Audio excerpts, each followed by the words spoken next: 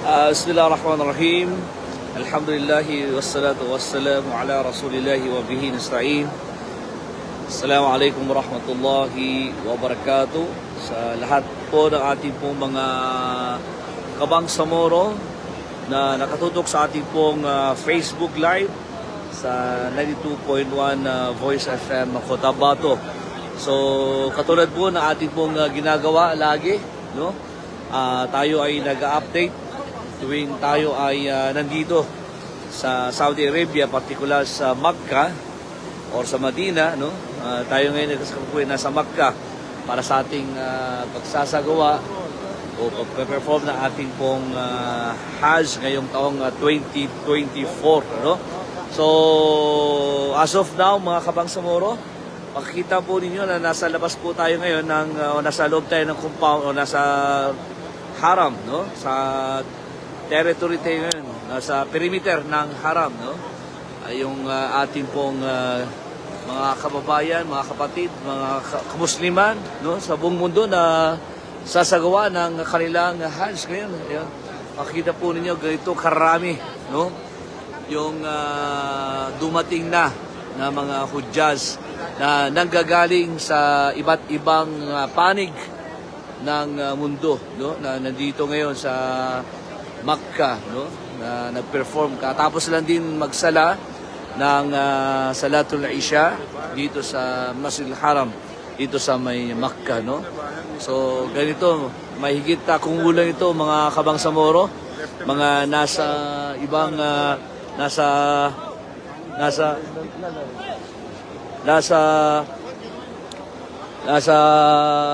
higit kumulang mga 1 milyon, no? Mahigit yung mga nandito ngayon. So, hindi mahulugan ng karayom, no? Hindi mahulugan ng karayom yung tao dito ngayon. No? Halos dumagsa na yung mga tao na nandito ngayon sa Makkah, no? Ayan. So dito karami, mashallah, yung mga Hujjaz na nagagaling sa iba't ibang panig, no, ng mundo. Yan, iba't ibang mga itsura, iba't ibang mga nasyon, mga galing sa India, Pakistan, no, nasa Asia. Halos lahat na nandito ngayon. Lahat po ito ay sasagawa lahat ng pag-perform ng Hajj ngayong taon. So dahil ngayon po ay restricted na rin na hindi pwedeng pumasok sa territory o ng boundary mismo ng Makkah kung hindi ka, wala kang permit na ikaw ay magsasagawa ng iyong Hajj, no? So yan. Silabasan na dahil silabasan na kagaling lang ng pag-perform ng Salatul Isha.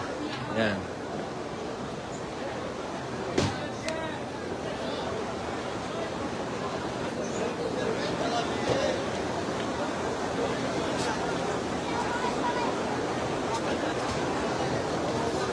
Yan po mga kabangsamoro. So as of now, yung updates po natin regarding doon sa dami ng mga dumating na mga pilgrims na halos karamihan naman mukhang dumating na, no? Mukhang nasa hotel na, sa isang hotel na lamang dito sa Al-Kiswa Towers, no?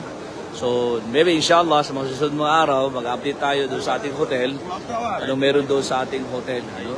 So inshallah hahap tayo ng pwede natin makausap doon at mabigyan ng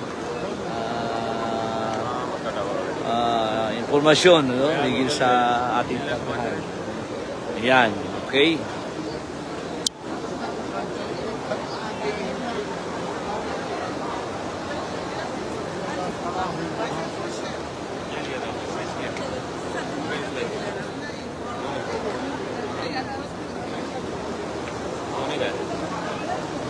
Ito karami na, no? Dumagsa na o nagsidatingan na ang mga Hujjaz na nagaling sa iba't ibang panig ng mundo mula sa Europe, yan, galing sa Asia, nagaling sa Africa, parte ng India, yan. Dumating na rin sila, no? Lahat ito ay magpe-perform ng Hajj ngayong taon, Hajj 2024. Yan. So, nagaling sa iba't ibang mga panig ng mundo. Yan.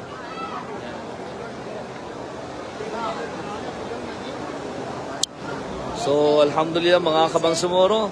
So, muli, inyong Kabangsamorong Voice 11, nag-uulat mula dito sa Makkah, Kingdom of Saudi Arabia. At alhamdulillah, naway tanggapin ng Allah subhanahu wa ta'ala ang ating pong pagsumikap at ang ating pong Hajj, naway tanggapin ng Allah subhanahu wa ta'ala at maging mabuti ang pagpe-perform ng ritual ng ating pong mga kapatiran ng mga Kabangsamoro sa pagsasagawa ng Hajj ngayong taon, inshallah. Nawa ay alhamdulillah sa mga kamag-anak po natin dyan. So far naman wala naman tayong nabalitaan na mga casualties na doon sa ating hotel. Ano? Wala pa naman tayong nabalitaan na nagkasakit o na napunta sa mga hospitals. No? So inshallah sa masusunod muli na mga araw makipag-update tayo para mabigyan natin ng time na mabigyan ng panig din yung ibang mga kapatiran sa Bangsamoro, no, region nung wala sa ating hotel. So inshallah, mula dito sa aking lalagyan dito sa Makkah Al-Mukarrama, so naway tanggapin ng Allah subhanahu wa ta'ala pagsumikap at nawa tanggapin din ng Allah ating pong mga Hajj. Okay? So mula dito, sukran sa lahat ng mga Kabangsamoro natin nanonood ngayon sa ating Facebook Live sa 92.1 Voice FM.